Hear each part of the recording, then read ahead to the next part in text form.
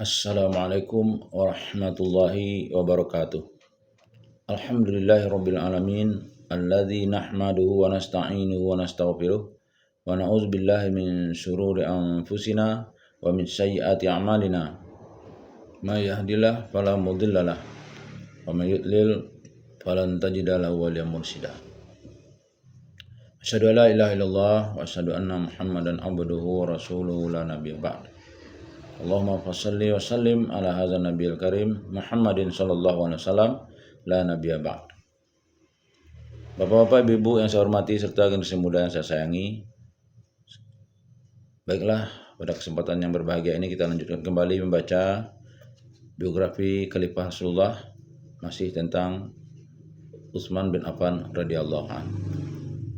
Bismillahirrahmanirrahim.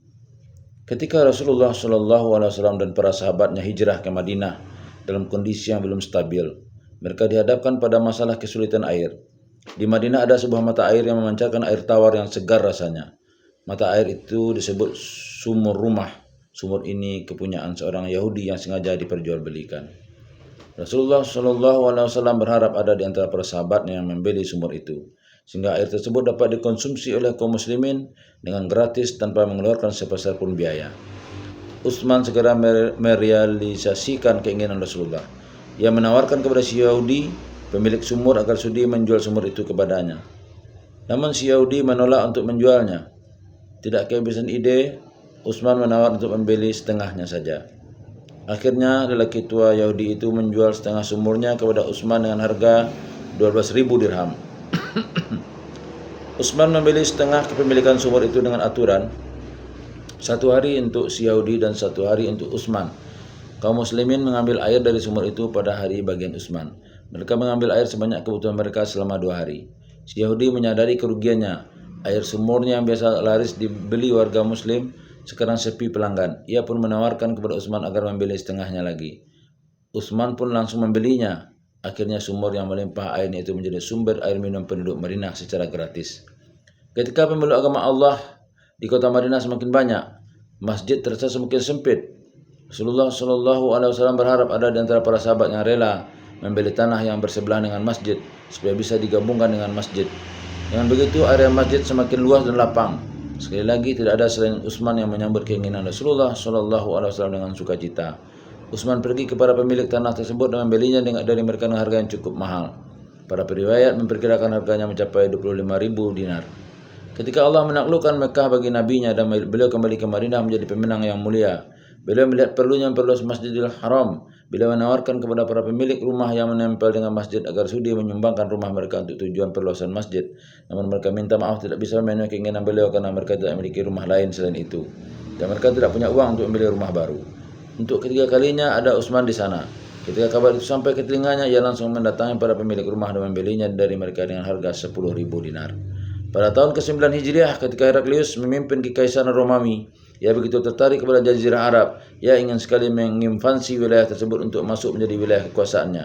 Agama baru dengan Rasulnya yang agung dan para pahlawannya yang gagah berani serta pantang menyerah telah menimbulkan kecemasan dan ketakutan dalam hidup Heraklius dan Bizantium secara keseluruhan. Saat itu Kekaisaran Romawi tengah bersemangat berkat kemenangannya atas Persia. Oleh karena itu Heraklius memutuskan untuk mengirimkan pasukan guna menyerang umat baru ini di negeri dan kampung halamannya. Dan benar saja ia memerintahkan angkatan perangnya untuk bersiap-siap dan menunggu perintah untuk berangkat. Kabar itu didengar oleh Rasulullah SAW. Beliau langsung menyerukan persiapan jihad kepada para sahabatnya. Saat itu merupakan puncaknya musim panas. Hampir-hampir melelehkan gunung, sementara di Madinah sedang mengalami kekeringan dan kesulitan. Jika kaum muslimin melawan cuaca yang sangat panas dan berangkat berjihad dengan melewati gurun pasir yang panasnya membara, lalu dari mana mereka mendapatkan perbekalan dan biaya keperluan perang yang harganya mahal? Melihat hal itu, Rasulullah SAW mendorong para sahabatnya untuk menyumbang, masing-masing menyumbang sesuai dengan kemampuannya. Kaum wanita menyumbangkan perhiasan mereka untuk diberikan kepada Rasulullah SAW untuk membantu jihad fisabilillah. Hanya saja jika dibandingkan dengan biaya yang dibutuhkan, maka sumbangan itu jauh dari kata mencukupi untuk menyokong kebutuhan pasukan yang besar. Pasukan yang saat itu diberi nama Jaisul Usrah atau pasukan sulit. Rasulullah SAW memandangi barisan pasukan yang amat panjang. Mereka adalah orang-orang yang telah siap untuk berperang di jalan Allah.